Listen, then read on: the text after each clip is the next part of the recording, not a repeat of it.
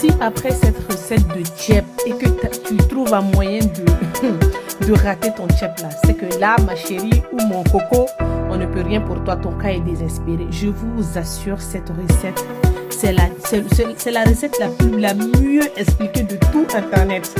C'est vraiment la quantité d'eau, tout est au gramme près, tout est bien mesuré. Et j'ai pris du temps à le faire, hein, donc là, pardonnez de liker.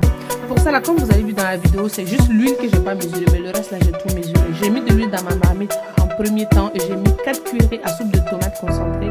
Je laisse revenir. Pendant que je laisse revenir, je vais venir piler du poivre en grains, du piment en grains, un peu de cube magie. Je pile bien tout ça et ensuite, je vais venir mettre mes matières fraîches, là. Je pile d'abord les matières sèches. Après, je vais venir mettre persil et ail. Une fois que j'ai bien mixé ça, j'ai obtenu cette pâte-là. Et là, je vais venir refaire mon poisson. La technique de refaire le poisson du milieu, là, décaler un peu le tout vers les côtés, ne le faites pas directement. Pendant ce temps-là, surveillez votre tomate. Et là, je vais venir mettre du yet et du gate. Je vais venir faire revenir tout ça. Une fois que c'est bien coloré, j'ai mis 2 litres et demi d'eau.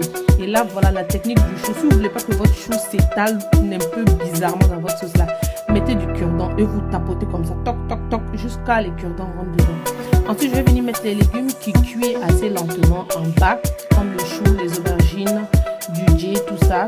Ensuite, je vais venir mettre les légumes qui cuisent assez rapidement en haut pour ne pas que les légumes s'écrasent et tout ça. Et là, je vais venir mettre mon poisson en haut et le combo parce que le combo aussi s'écrase rapidement et le piment. Là, je laisse cuire. Après, je vais venir faire mon nocos, oignon vert, poivron vert, oignon normal. Je mixe bien tout ça. Vous voyez, je vais venir le mettre un peu délicatement des côtés là.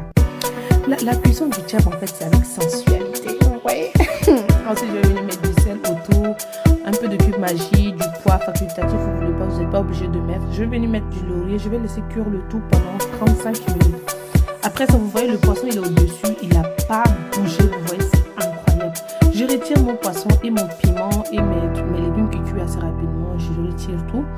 Et là, je vais venir laver mon riz 2 fois, le riz 2 fois cassé. Je vais venir le mettre à la vapeur pendant 8 minutes. Et là, je corrige le sel. Une fois que j'ai retiré mes légumes, je goûte pour voir si c'est bon ou pas. Et là, je vais venir mettre mon riz. Voilà, je mélange bien le tout. Le riz, j'ai utilisé 2 kg de riz et 2 litres et demi d'eau. Là, le petit nocos qui restait, je vais mettre un peu de piment. Je vais couper en deux, c'est pour l'odorat et tout ça. Je laisse cuire en premier temps pendant 30 minutes, en deuxième temps pendant 15 minutes. Toujours avec le piment dessus, ne vous inquiétez pas, ça ne va pas piquer. C'est juste pour que le tchèp soit bien parfumé. Et voilà, un bisou.